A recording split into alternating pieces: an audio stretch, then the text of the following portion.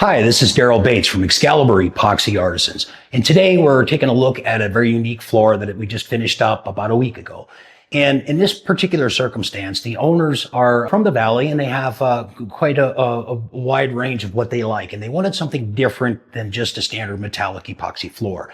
So in this case, we had a floor that was cut with 3x3 sections of bare concrete, and then it had been sealed with a urethane of some sort. And it looked pretty old and kind of crusty, really.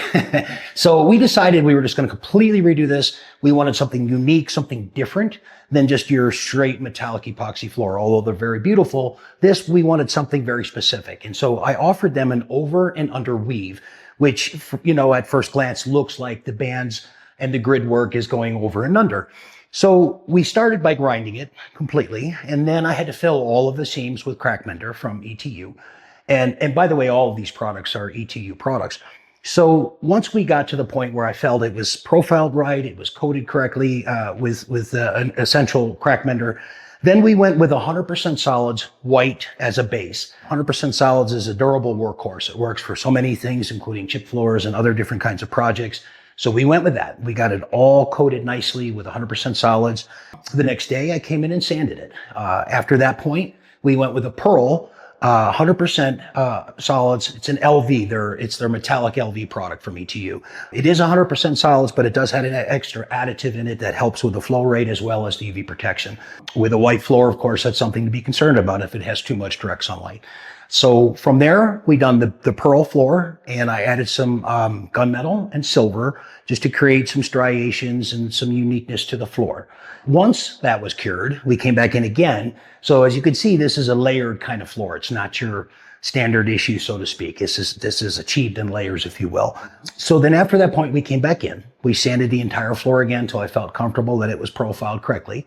And then we started the grid work. And I think this kind of floor, it looks like a challenge, but really it's straightforward in steps.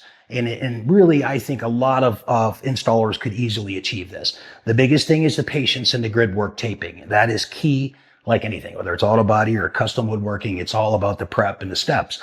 And so in this case, we really had to be thoughtful about how we were doing our initial design to lay it out so there was no crooked lines and that kind of thing. So we omitted using any snap chalk lines or anything that would leave ultimately an impression on the floor that we didn't want with color, especially with white, which is easily stained throughout the process. So then we used straight pieces of metal. And once we got our grid work measured out comfortably, then we started pulling lines. And as you can see, we had to do lines on either side so we can first create our initial rows. And then from there, we had to do the opposite way. You can see that each one next to itself is either over or under. And that works the same way going the opposite direction.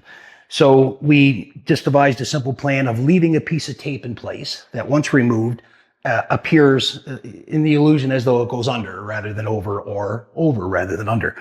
So once that process was complete, all the tape work was done, then we did a metallic brown, like in the coffee colors and whatnot from ETU's line of pigmentation and colors. And I think that turned out beautiful. We also used some pearl again, as well as a little bit of silver and a little bit of gunmetal. And so they're opposing colors that we used in the original pour, and I think it just really blends it in nicely. After that, it was the hard part of removing all the tape. And that's when you find out how good a job you really did. Once we started peeling tape, you can see little imperfections. We're human, so no matter how good we are at what we do, there's always going to be a few.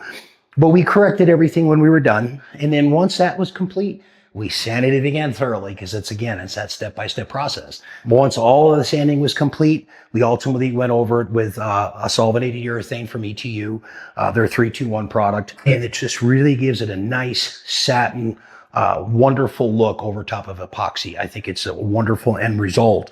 And incidentally, the client and owners of the property are also very, very happy. So at the end of the day, we have a one-off, completely unique earth tone that just blends with the environment. This is in a Gulf Estates resort, and there's a lot of earth tone, coppers, browns, and it just turns out to fit amazingly well in here. So again, ETU products for the win. A lot of patience and steps. This is something anybody can replicate with just a little bit of time and patience, and we're very proud of it. So there you have it.